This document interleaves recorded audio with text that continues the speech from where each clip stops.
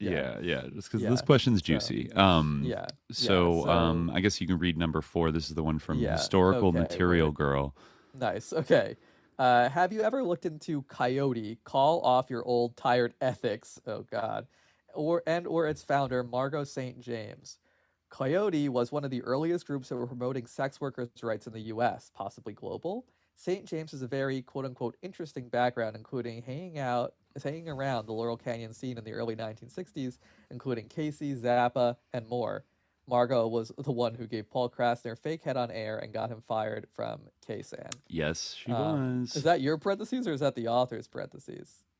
That was my parentheses, actually. That was Okay, my all right, editorial yeah, note from what we I were see. Because I just was like, looking up that about really is, Krasner. yeah, like a Yeah, crazy I know. This synchronicity. is from Okay, September yeah, 2022. So shout out Historical Material Girl. And then Spumante Carlo piggybacked off that and said the first time I heard of Coyote was in Esperanza Fonseca's work. I guess there's a Medium article about the problem with sex trade, expansionary feminism, etc.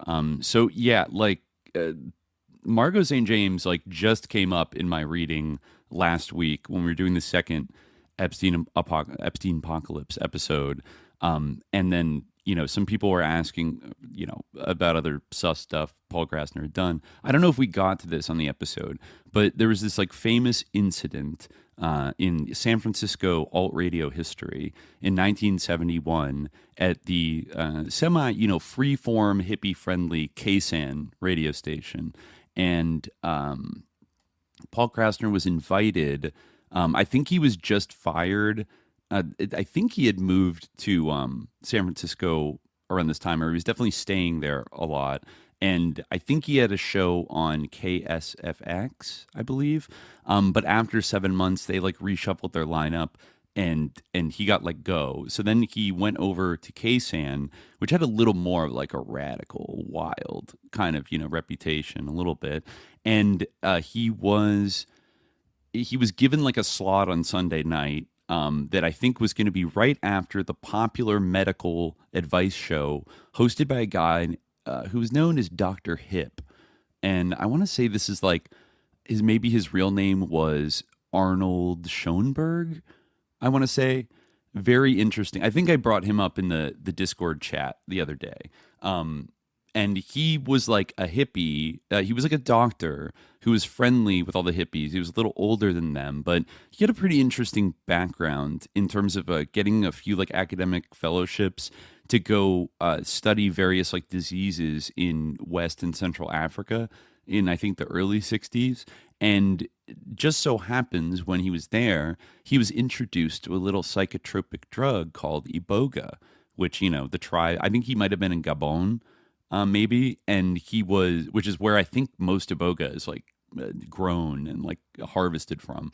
And he participated in some of the tribal rituals that involved iboga and whatever. And he came back to the U.S. and was like wanted to be like a big advocate. He somehow ends up moving to San Francisco like in the mid 60s and pretty quickly falls in with like the Diggers, who are mentioned a lot in Paul Krasner's yeah, memoir. Like the Diggers are kind of an important, like, sort of like anarchist, like mutual aid yeah. slash experimental theater, Mm-hmm. like hippie, kind of similar to the Merry Pranksters, but like a little more like in terms they like organized more stuff, and they were very important to the whole Summer of Love period because I guess they had set up these free community health clinics around San Francisco, and I guess when Dr. Hip, moved there, he started working with, I think, David White. I want to say, was it David White or David Smith? It might have been David Smith, who was like this doctor that was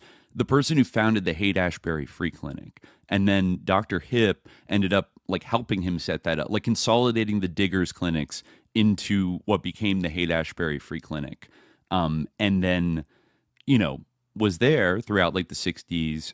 Dr. Hip eventually lived in Sausalito in that little, houseboat community that the Grateful Dead lived up there for a while, but also like a hugely significant figure I'm realizing in going over what we gone over. Stuart Brand, publisher of the Whole Earth catalog, like I got a cop that like we haven't quite gone as hard as we like should on Stuart Brand yet. Another associate of Epstein, though they didn't like we don't have any emails between them, but they were at the Edge dinners together, and like he's so tightly connected to John Brockman and to Paul Krasner and other people that like they must have had some interaction with one another.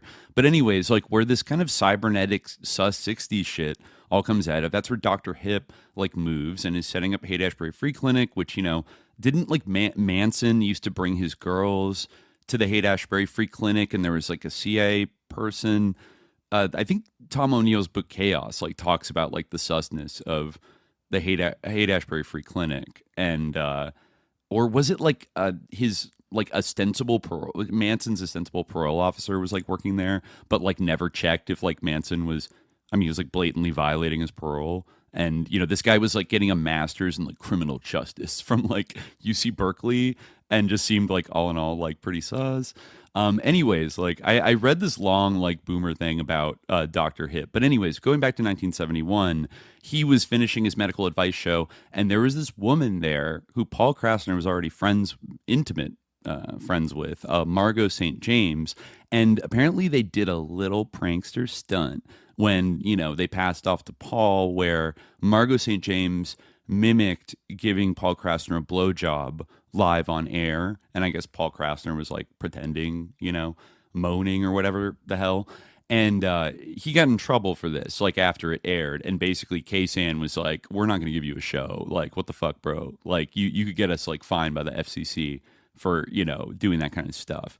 And I even found a letter that he had written to like the heads of Ksan that was like kind of explaining and sort of apologizing for the situation, and saying like, "Look, like I didn't mean in any way to like violate your guys' trust in me." But then he kind of like spins it around to be like, "But I was under the impression that you guys were actually champions of free speech, and actually I'm not sure if it's you that should be apologizing to me, but that's okay." And like kind of goes in this like sassy like retort of like, "How dare you, like you should stick up for my right to just like do porn on air with like a famous like sex worker."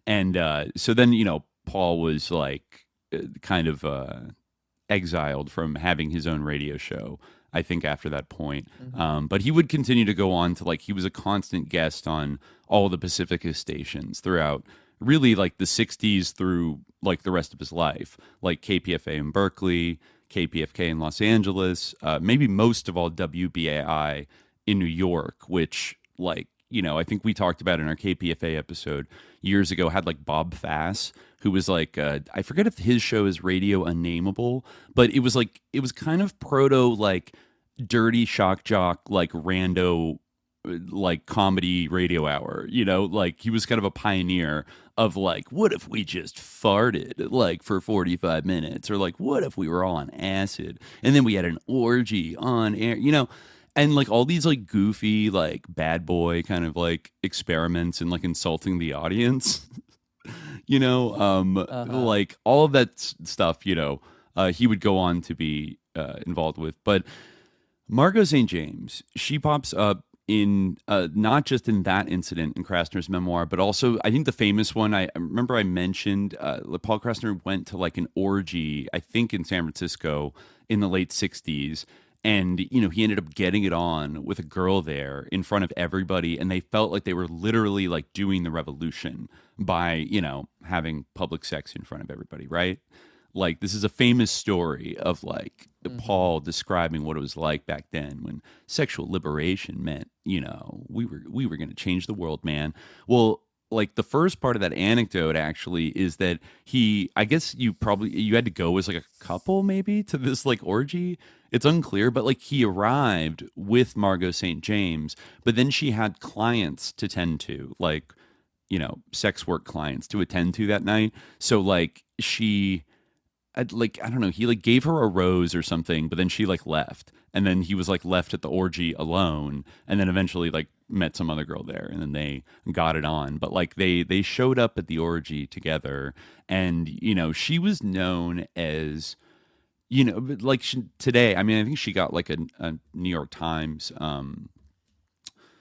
obituary when she, let me see when she died, but she was like a famous sex worker and like sex positive feminist and kind Yeah. of activist in San Francisco that founded this group Coyote and that Mm. advocated for decriminalization of prostitution. She co-founded the St. James Infirmary Clinic, a medical social justice organization serving sex workers in the Tenderloin, which has always been like a huge hub of like the prostitution and drug dealing and quote unquote vice, right? And she was Mm. married. I knew the end of her life. She was married to Paul Avery, who was a journalist. Actually, interestingly, he was I think he was a San Francisco He was the San Francisco Chronicle journalist who became famous for his reporting on the Zodiac killer and for his work on the Patty Hearst kidnapping and trial, which Mm. San Francisco Bay Area radio played a very important part, by the way, in the Patty Hearst kidnapping because the SLA dropped off the two stations that SLA would drop off their tapes to in a kind of occulted method that I don't know has ever been revealed, were KPFA in Berkeley and KSAN, where Paul Krasner did the goofy stunt, getting a blowjob on air. So she eventually married this kind of guy who like really made his name off of Zodiac and Patty Hearst reporting and was actually allegedly targeted by the Zodiac or like threatened by him back in, his heyday. But let's see. Margot St. James, advocate for sex workers, dies at 83. She was like very, very plugged in to the overall like 60s scene in the Bay Area. So she died in 2021. I don't know when she was born, actually. She died at 83. So what would that make her? Like 1930? Help me do this math. You're better at math than I am. If she died in Wait, what's the math 2021 you at mean? Wait, want me 83. her age at death? Well, no, how old? When was Uh, she born? I want to find out. so She's 83. she was She born died in in, I think, the 2021. 30s, 1932, right? Oh, Yeah. okay. I Okay, think she so same was age as born in Paul the Krasner. 30s. Okay. That, yeah, I guess 30s should be 70, Yeah. 80, or was she born in 42? No, she wouldn't be born in I 42 think because then no, you're right. I You're think I right. She read was born in 32. 1932. Yeah. No, you're right. She was born in 1932, Uh-huh. which means that I don't know. Well, let's see. When did she get? I have a curious thought that I want to track down in a second. I'm curious when she got into sex work in San Francisco. And you'll find out why in a second. So it says here in her obituary, let's read it a little bit. Margot St. James was an artist working as a waitress and living the beat life in San Francisco in the 1960s when her home became a counterculture hangout. As she told the Windy City Times of Chicago in 2011, quote, there was a lot of pot smoking and sex and, whatever. It wasn't the kind of sex that anyone paid for, but the police saw a lot of people going in and out of her house and concluded that it could only be for one reason, so they arrested her in 1962 on prostitution charges. Your Honor, she told the judge, I've never turned a trick in my life. Interesting. Her conviction, she was jailed briefly, infuriated her and prompted her to take the college equivalency exam and enroll in law school. She didn't get her own law degree, but acting as her own lawyer, she successfully appealed her conviction. Still, with such a stain on her record, she couldn't find work. And that, she said, drove her into sex work, which she kept up for 4 years. She went on to become one of the nation's most prominent rights advocates for sex workers, devoting her life to the cause of decriminalizing prostitution and destigmatizing its practitioners.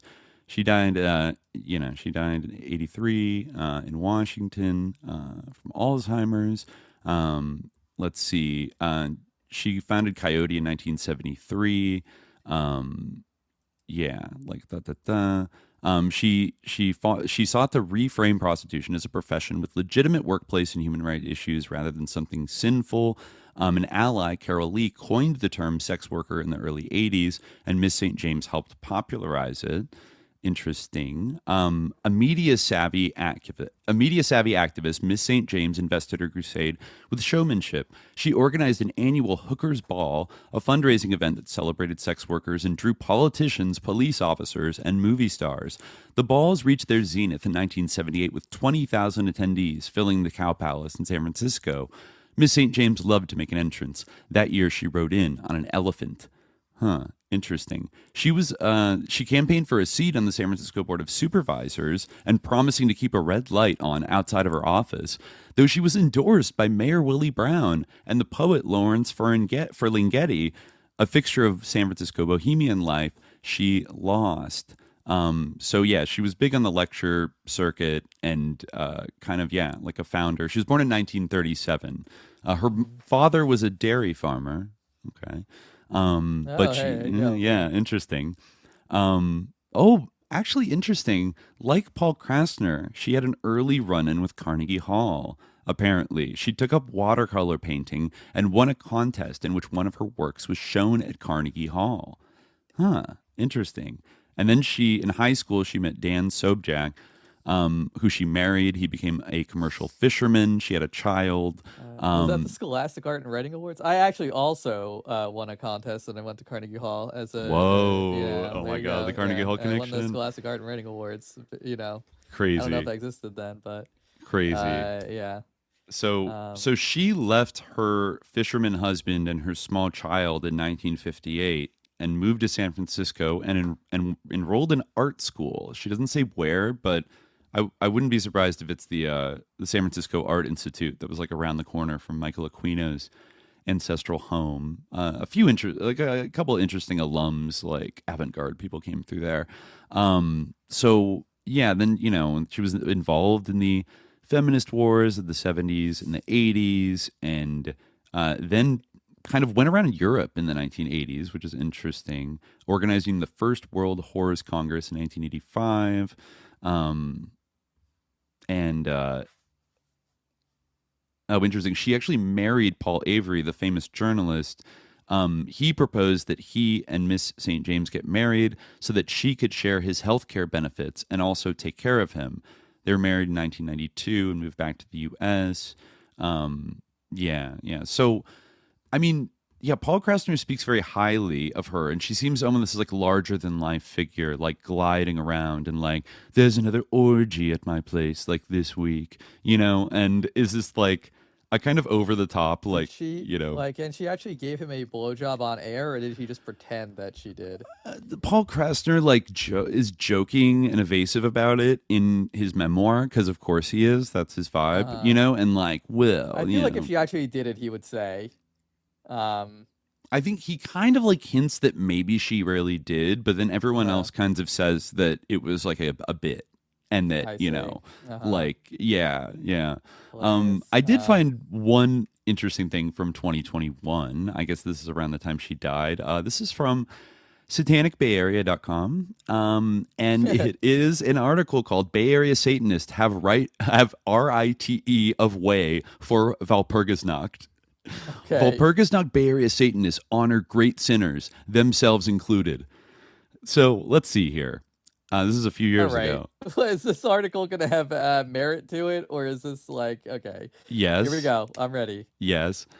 They say if Okay. you speak of the devil, he'll appear. But for most of the last year, our Bay Area Satanists have had to keep their personal manifestations indirect and virtual, thanks to the still ongoing COVID-19 pandemic. So it was with great sense of relief we conducted a now rare live and in-person Black Mass on the shores of Oakland's Lake Merritt on May 1st. This is to mark the holiday of Walpurgisnacht and honor our latest class of patron sinners. Blah blah blah. So there's a picture here of Oh, okay. So this is a like pro Satan website, Satanic Bay Area. yeah, All right. and they Okay. they were honoring Margot St. James as one of their patron sinners, like a patron saint, and they have I see. little I see. I mean, like all of these people are, there's a mixture of people here. There's 7 candles I see on the satanic altar with a statue of Baphomet. I mean, there's Nat Turner. Like, I don't know if he'd appreciate being praised by Satanists, but like, fair enough. Let's see. There is Oscar Wilde, James Baldwin, John Waters is out front, and then Margot St. James has her own candle. So let's see. Yeah, Sex Work Crusader, Margot St. James. Oh, and also H.R. Geiger is also got a candle. And so it's Saturday's ritual of roughly 30 people. We honor these great sinners' actions with devotional candles and an invocation citing their own words and examples undermining corrupt and baseless authorities and championing our right as Satanists to be free thinking people who are not obliged to conform to the standards of archaic or toxic spiritual institutions. So, yeah, I mean, I it's like mean, she's. that Turner was wasn't he like a Christian preacher? I believe so, that he was having visions from God, that he had to do a slave uprising. Yeah, I I'm sure he would be offended, but yeah. Yeah, he'd probably be a little bit offended. How Yeah. about this though? I found an interesting book that I don't know who it was written by, but it's called "The Satanic States of America," where I got some interesting hits of her discussed alongside. Actually, interesting. Um, the AA. This talks about Gurdjieff, Rudolf Steiner. Well, we have to come back to this book one day.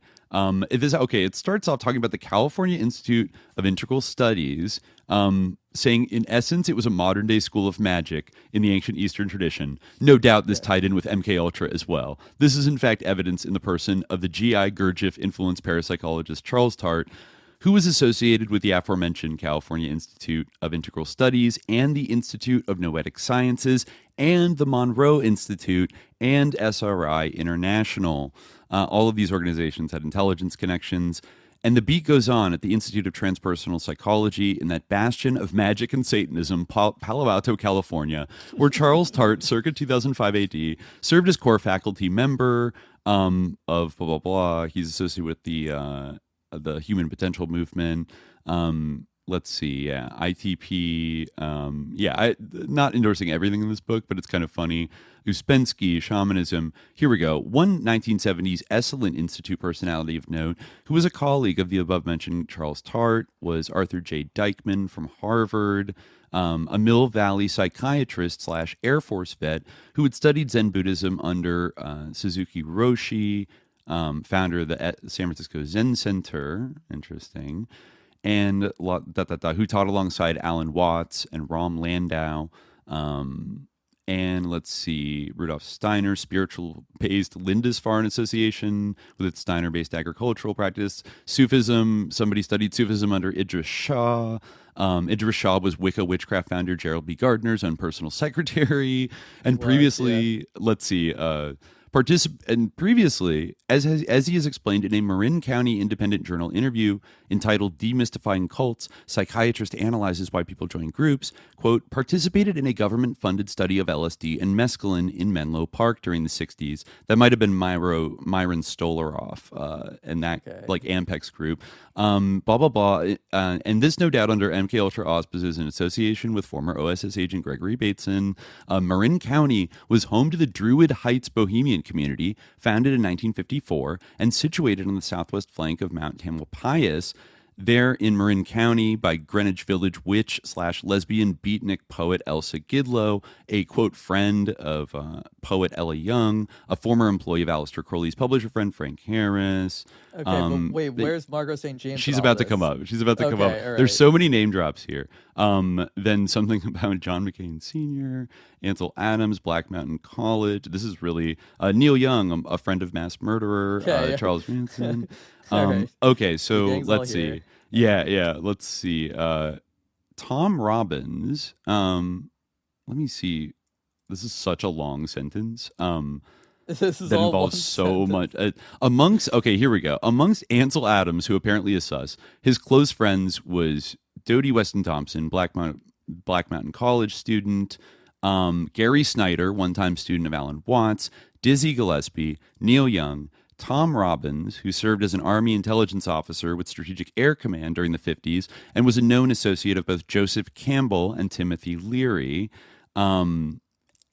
And was as well a good friend of psychonaut shaman Terrence McKenna and feminist Margot St. James, whose WHO feminist organization was founded on Alan Watts's Sausalito houseboat. Sausalito was located near Druid Heights in 1972 AD. Margot St. James was married to San Francisco Chronicle police reporter Paul Avery, famous for his coverage of the Zodiac murders, an associate of the former San Francisco Chronicle police reporter, Church of Satan founder Anton LaVey. Was he a police reporter at the Chronicle? Wow. The community of Druid Heights was a popular retreat and meeting place for three countercultural movements in the U.S., including the Beat Generation in the 50s, the hippie movement in the 60s, and the women's movement of the 70s, aka the goddess movement, as many prominent members of the feminism movement were themselves Wicca witches as well. Known residents of Druid Heights include Gary Snyder, Alan Watts, who lived on a houseboat in Sausalito, and Kenneth Rexroth, a longtime host on KPFA in Berkeley, right? He was like the literary critic, wasn't he? I can't quite recall, but that sounds right. I think he was. So this is all like East-West weird shit. Gary Yeah, Snyder he was a did pop poet. up in Gary Snyder popped up in Krasner's memoir as well. And yeah, I guess she was just hanging out totally in this milieu. Not shocking. The one thing I did want. And so that was all just to say that she was friends with all She these was people, or, friends like, with an incredibly in sus the in milieu that of people. milieu. She was in the Um, center of all of it, basically. Yeah, yeah. And was, of uh, course, like, what would Paul Krasner love more than an unabashed, just like total, like supporter of like prostitution and like sex work as just like the best thing of all time, you know? Which, you know, looking I in mean, back in context now, here's an interesting like description of the incident at KSAN. This is from the book Hip Capitalism by Susan Krieger, who it's, I think, based on a dissertation that she wrote at Stanford in 1975 called Co-optation, History of a Radio Station, but this is called Hip Capitalism. For access to the full-length episode, subscribe to the Hour of Frequency at patreon.com/subliminaljihad.